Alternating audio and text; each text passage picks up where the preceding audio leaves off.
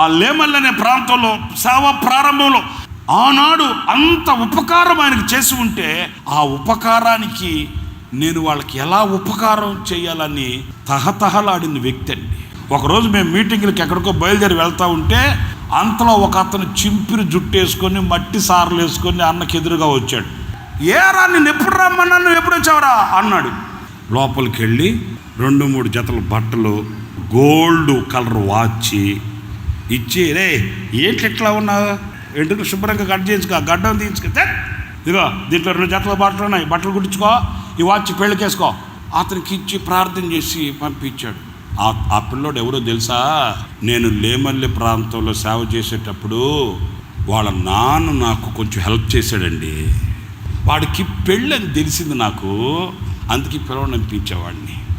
ఎంత హెల్ప్ చేసి ఉంటాడు ఆ రోజుల్లో చెప్పు, మర్చిపోలేదు ఆయన.